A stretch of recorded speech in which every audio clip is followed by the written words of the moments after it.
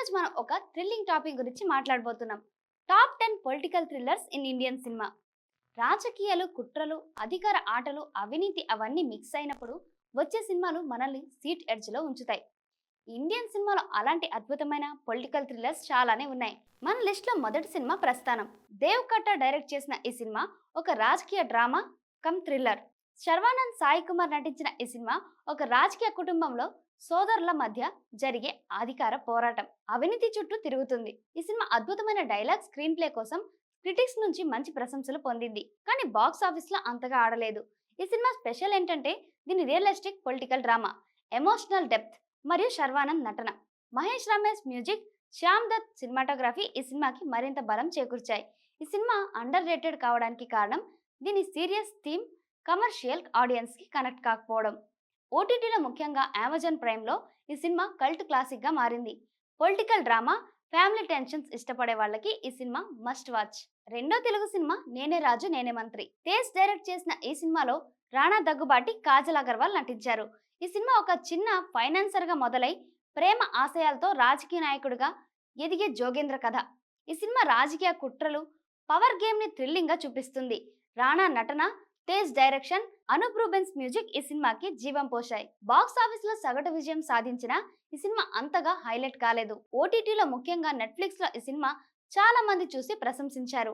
ఈ cinema under rated కావడానికి కారణం రిలీజ్ సమయంలో ఇతర బిగ్ బడ్జెట్ సినిమాల మధ్య దీని ప్రమోషన్ తగ్గడం. రాజకీయ థ్రిల్లర్స్, యాక్షన్ డ్రామా ఇష్టపడే వాళ్ళకి ఈ సినిమా ఒక బిగ్ ట్రీట్ లాంటిది. మూడో Telugu cinema leader. Sekhar Kammula direct చేసిన ఈ సినిమాలో రాణా దగ్గుబాటి, రీచా గంగోపాధ్యాయ, ప్రియా ఆనంద్ నటించారు. ఒక రాజకీయ నాయకుడి కొడుకుగా ఉన్న అర్జున్ అవినీతితో నిండిన రాజకీయ వ్యవస్థను సంస్కరించేందుకు చేసే ప్రయత్నాలు ఈ సినిమా కథ. ఈ cinema realistic story telling, Rana intense నటన మరియు శేఖర్ కమ్ల డైరెక్షన్ తో స్పెషల్ గా నిలుస్తుంది. బాక్స్ ఆఫీస్ లో సగటు విజయం సాధించిన ఈ సినిమా తర్వాత ఓటీటీలో, టీవీలో కల్ట్ క్లాసిక్ గా మారింది.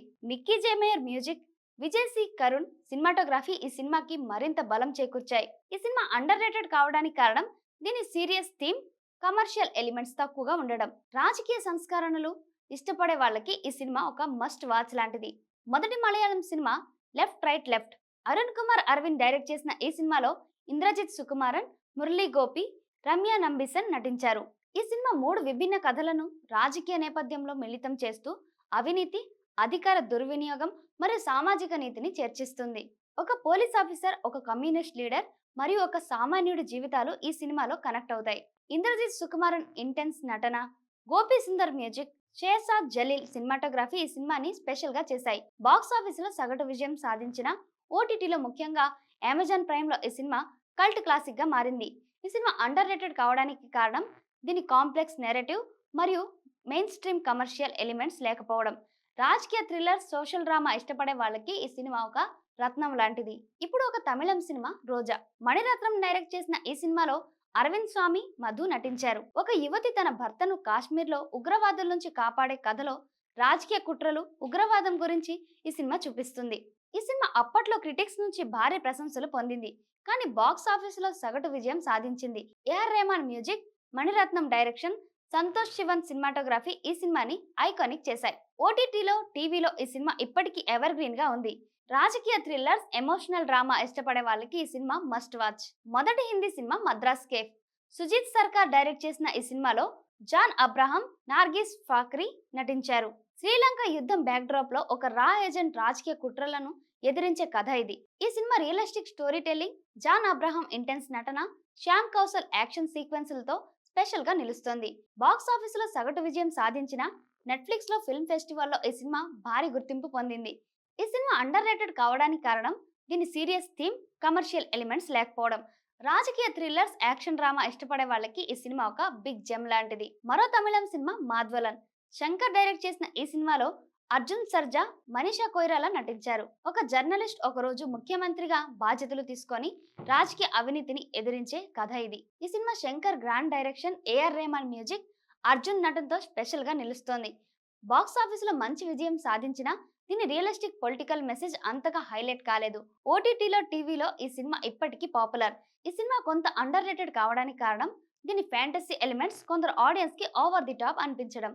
రాజకీయ థ్రిల్లర్స్, మాస్ ఎంటర్టైన్మెంట్స్ ఇష్టపడే వాళ్ళకి ఈ సినిమా ఒక ట్రీట్ లాంటిది.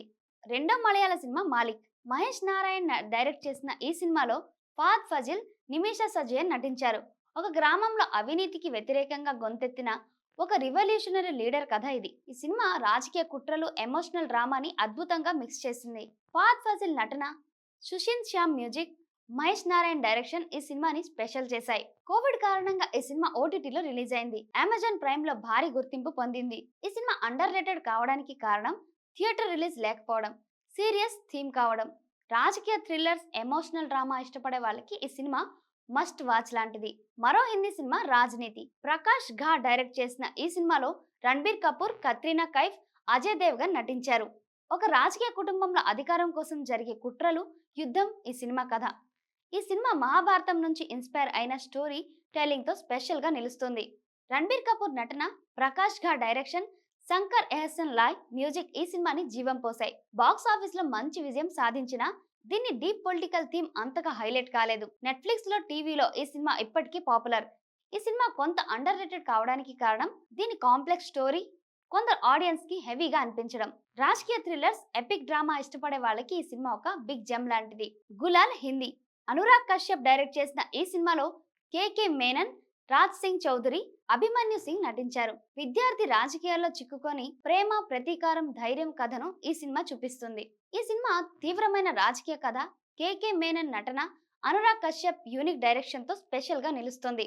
బాక్స్ ఆఫీస్ లో సగటు విజయం సాధించిన ఫిల్మ్ ఫెస్టివల్లో, నెట్ఫ్లిక్స్ లో భారీ గుర్తింపు పొందింది. ఈ సినిమా అండర్ రేటెడ్ కావడానికి కారణం దీని dark theme, complex story telling.